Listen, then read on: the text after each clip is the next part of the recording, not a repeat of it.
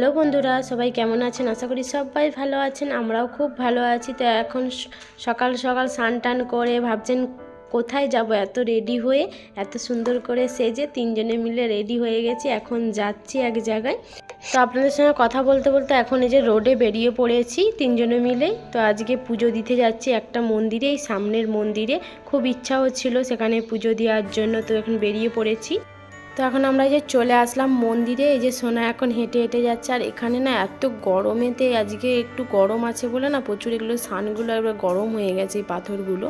তো এই যে জল দিয়ে রেখে দিয়েছে, তার উপর দিয়ে যাচ্ছে। আর সোনার এই যে পায়ে লেগে যাচ্ছিলো বলে তাই একটু পাটাকে নেংচি নেংচি যাচ্ছে।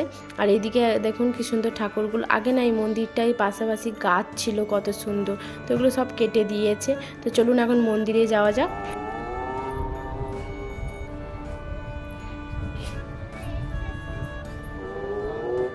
আর এখানে না অনেক দিন পরে আসার পরে আরও ভালো লাগছে। আর এই মন্দিরটায় আসলে না মনটা একদম শান্তি হয়ে যায়। মানে আসলে তো একদম আর যেতেই ইচ্ছা করে না, মনে হয় যেন অনেকক্ষণ থাকি এই মন্দিরটায়। তো ছোটোবেলায় সোনাকে নিয়ে এসেছিলাম অনেকবারই। আর এবারে এসেই প্রথমে অনেক দিন থেকেই ভাবছিলাম যে আগে যাব, তো আর সময় হচ্ছিল না। তো আজকে ফাইনালি সময়টা হলো। তো চলুন এখন নারকেল নিয়ে তারপরে পূজার জন্যে যাই। তো নারকেল নিয়ে যেখানটায় নারকেল ফাটিয়ে দিয়েছি, তারপরে এখন এখানে হনুমানজির মূর্তি আছে, তো ওগুলো আগে দর্শন করে নিচ্ছি। তারপরে যাব ওপরে। ওপরে হচ্ছে পূজা হচ্ছে, অর্চনা হবে, মানে নাম দিয়ে সব পুজো হবে।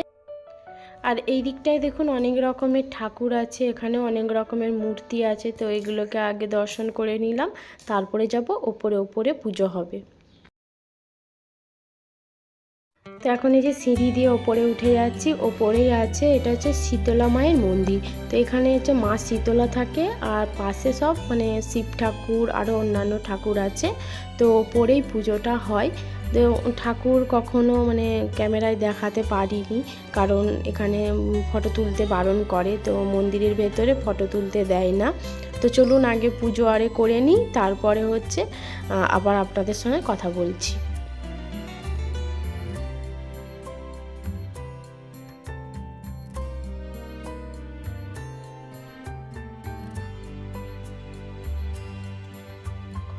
তো এদিকে দেখুন পুজো দেওয়া হয়ে গেছে, আর এদিকে প্রসাদও দিয়ে দিয়েছে। আজকে জানেন একটা নতুন প্রসাদ খাচ্ছি, এটা আমি কখনো খাইনি। মানে সাবু দিয়ে প্রসাদ, কি সুন্দর খেতে হয়েছে। কখনো আমি না সাবু খাই না, কিন্তু আজকে খাচ্ছি।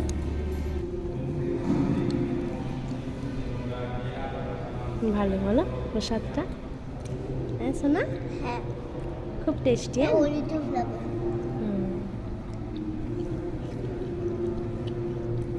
ওটা সাবুদানা দিয়ে করা।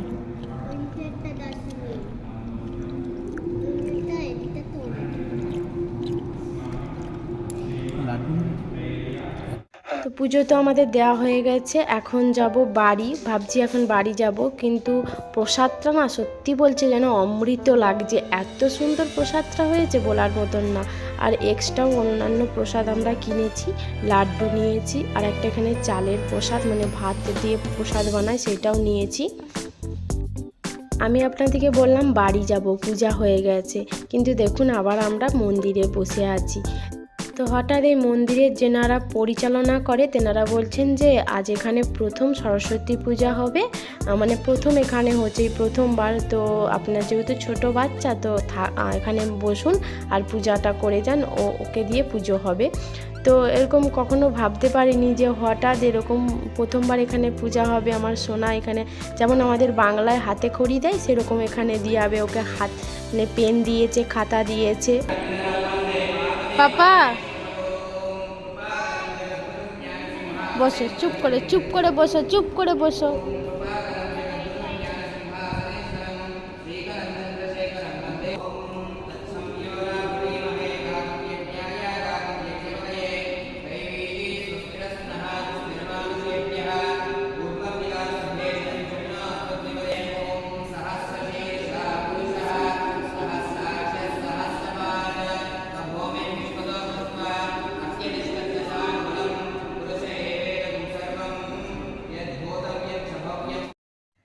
আর দেখুন ভগবান কার কপালে কী লিখে রাখে কেউ তো বলতে পারে না। তো আমরা পুজো দিতে এসেছিলাম, কিন্তু ভাবিনি যে সোনা আবার এখানে সরস্বতী পুজোয় হাতে খড়ি দেবে। আমাদের যেমন ওখানে দেয় বাংলাতে, তাহলে আমার সোনার দুবার হাতে খড়ি হয়ে যাবে। আর মা সরস্বতী চেয়েছে বলেই তো সোনা এরকম এখানে হাতে খড়ি দেবে, তাই না?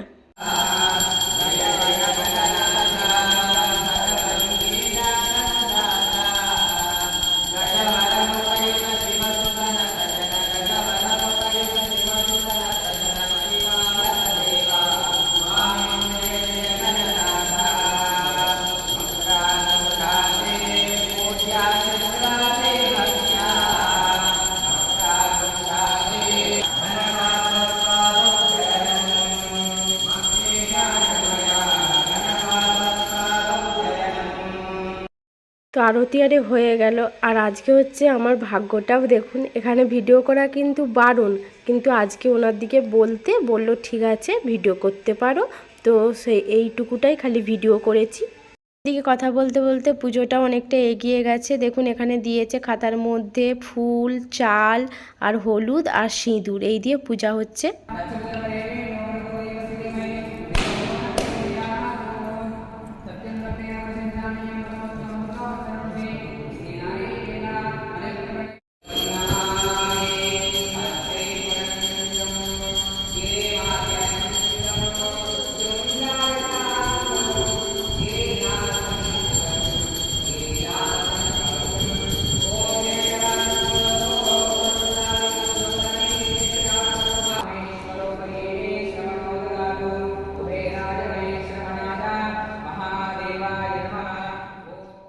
তো এদিকে পূজা আমাদের হয়ে গেছে, প্রায় 1 ঘন্টা ধরে পূজা হলো। আর সোনাকে যে খাতা পেন এগুলো সব দিয়েছে।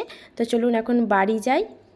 তো মন্দির থেকে আসার পরে প্রথমেই এসে আগে আমি এই যে পাস্তা বানিয়ে দিয়েছি সোনাকে। প্রচণ্ড খিদে পেয়েছিল, ও না খালি পেটে পুজো দিতে গিয়েছিল, আমরাও কিছু খাইনি আর ও কিছু খায়নি। তো সেই জন্য আগে ওকে পাস্তা বানিয়ে দিয়েছি।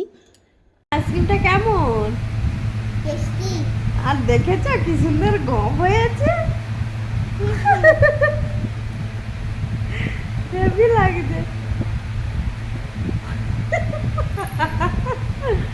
আয় যা, তোমার আইসক্রিম খেতে ভালো লাগে? হ্যাঁ, আর একটা হলে ভালো হতো না, একদিনে একটাই হবে। আবার পরে পুরো গপ হয়ে গেছে। বন্ধুরা আসলে আমার হাসলে হয়ে যাবে।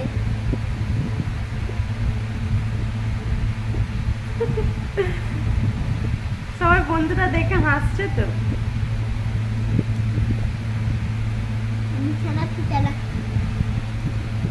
আইসক্রিম প্রিয় বাবা। তো এদিকে যে আমার ডিমটা ভাজা হয়ে গেছে, যে লম্বা লম্বা করে একদম ভেজে নিয়েছি 3টে ডিম। আর এখানে এই যে পেঁয়াজটা ভাজা হয়ে এসেছে, এবার আদা রসুন দিয়ে দেবো।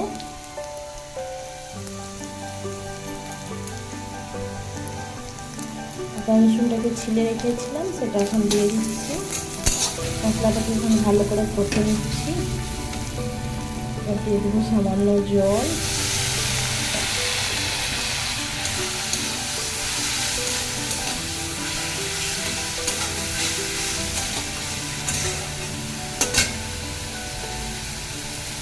এবার দিয়ে দিচ্ছি স্বাদ মতন লবণ।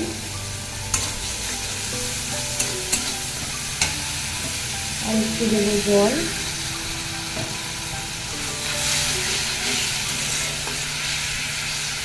ভালো করে মশলাটা হয়ে গেলে তারপর ডিমগুলো দিয়ে দেবো জল দিয়ে।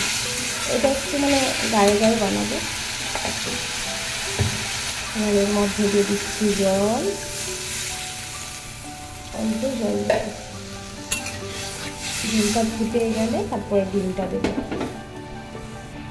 তো ঝোলটা যেদিকে ফুটে গেছে, এবার এর মধ্যে দিয়ে দেবো আমি ডিমগুলো।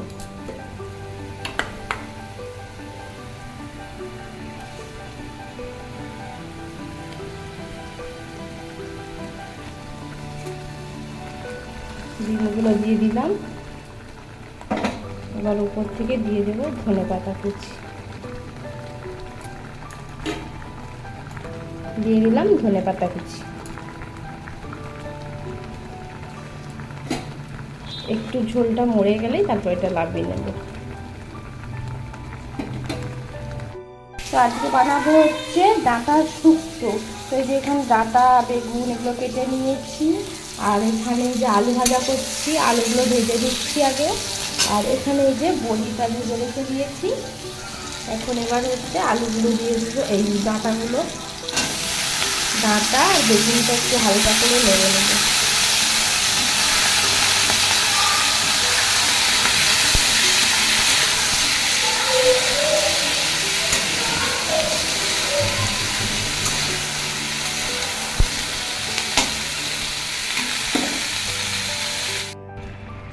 তো এই যে আমার শুক্তোটা কমপ্লিট হয়ে গেছে। শুক্তোটাকে এবার লাবিয়ে নেবো, একটু মানে রস মানে ঝোল ঝোল একটু রেখে দেবো।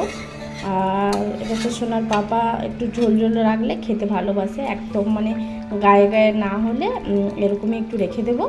তো এই যে ডাঁটাগুলো আরে সব সিদ্ধ হয়ে গেছে, বড়িগুলো যে সেদ্ধ হয়ে গেছে। তো চলুন এখন লাবিয়ে নিই। আর আমার এদিকে রান্নাবান্নাও কমপ্লিট হয়ে গেছে। গ্যাসটা বন্ধ করে দিলাম। মন্দির থেকে এসে তো সোনাকে আগে পাস্তা বানিয়ে দিয়েছি, তারপরে যে আমি রান্না বান্না চাপিয়ে দিয়েছিলাম। তো রান্না কমপ্লিট হয়ে গেছে, এখন খাওয়া দাওয়া করে নেবো। প্রচণ্ড খিদে পেয়েছে। তো আজকের ভিডিওটা আপনাদের কেমন লেগেছে কমেন্ট করে জানাবেন। ভালো লাগলে একটা লাইক করে দেবেন। চ্যানেলে যারা নতুন বন্ধু আছেন তারা প্লিজ চ্যানেলটিকে সাবস্ক্রাইব করে দেবেন। তো দেখা হচ্ছে নতুন একটা ভিডিওয়। সবাই ভালো থাকবেন, সুস্থ থাকবেন আর আমার পাশে থাকবেন।